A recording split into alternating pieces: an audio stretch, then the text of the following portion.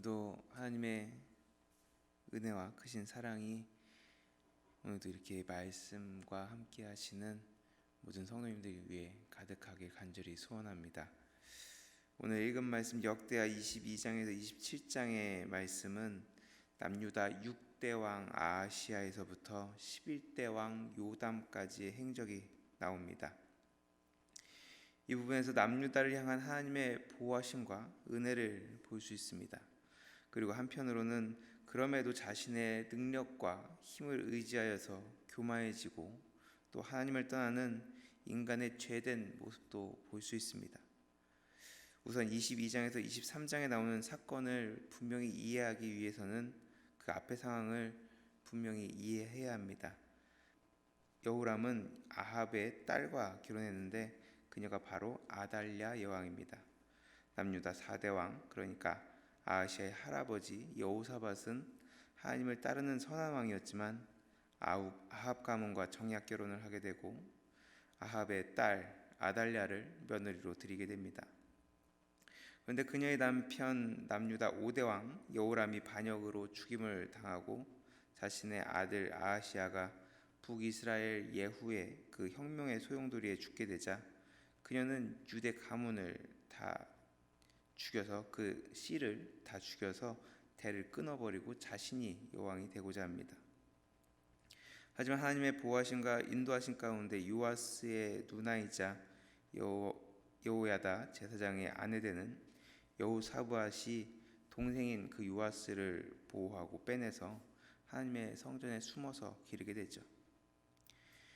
이렇게 완전히 대가 끊길 뻔했던 유다 가문을 하나님은 그의 선조 다윗을 생각해서 악한 손길 가운데 보호하시고 다시 유다의 가문을 이어가십니다.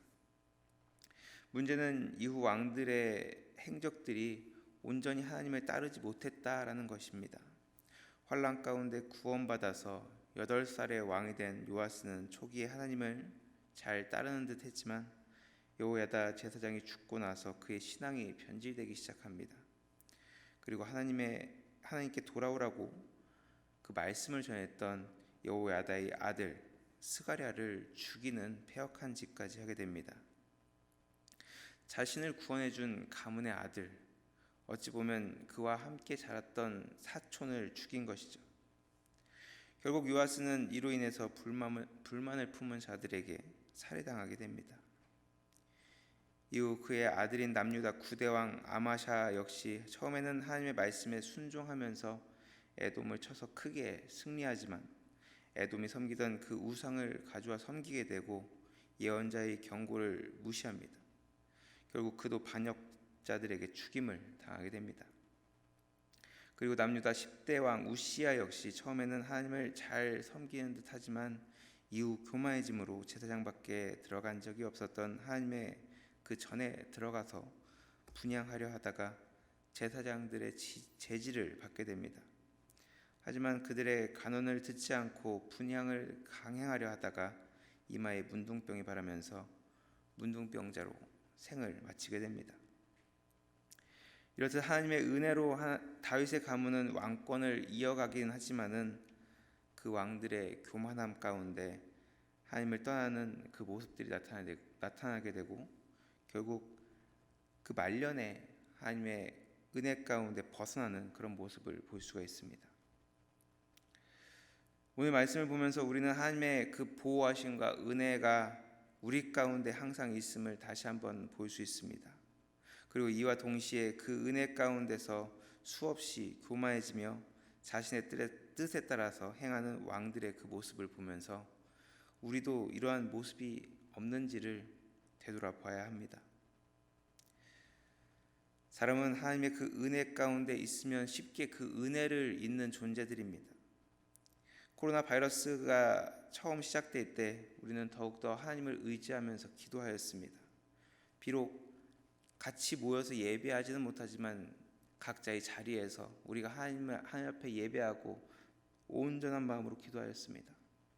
하지만 그 하나님의 보호하심 가운데 있으면서 비록 불편한 것은 계속되지만 우리의 삶이 그렇게 큰 환난이 없다 보니 자연스럽게 나태해지고 또 하나님 앞에 기도하기보다 우리의 그 일상에 젖어가는 그런 모습들이 있지는 않았습니까? 바라기는 오늘 이 말씀을 통해서 오늘 우리와 함께 하시고 또 지금도 우리를 보호하시는 하나님의 놀라운 은혜를 깨달을 수 있는 저와 여러분들이 되시기 바랍니다. 그리고 이 놀라운 하나님의 은혜를 잊지 않고 교만하지 않으며 또 지금도 우리를 보호하시는 그 하나님의 놀라우신 은혜를 다시 한번 기억하면서 지금 우리가 이렇게 안전하게 하나님 앞에 예배를 드리고 하나님 앞에 기도할 수 있는 것, 또 지금 오늘 하루를 통해서 우리의 삶을 통해서 하나님께서 무엇을 하길 원하시는지를 분명히 바라보면서 살아갈 수 있는 저와 여러분들 되시길 간절히 소원합니다. 매일매일 삶 가운데 하나님께서는 분명히 우리를 통해서 하고자 하시는 그 일들이 있으십니다. 또 이렇게 말씀을 통하여서 우리에게 하시는 말씀들이 있으십니다. 그 말씀을 통해서 더욱더 하나님의 뜻을 깨닫고 지금 이 시대 이 땅 가운데 나를 통해서 또 우리를 통해서 우리 교회를 통해서 하고자 하시는 그 하나님의 뜻을 분명히 깨닫고 하루하루의 그 삶을 살아갈 수 있는 저와 여러분들 되시길 간절히 축원합니다.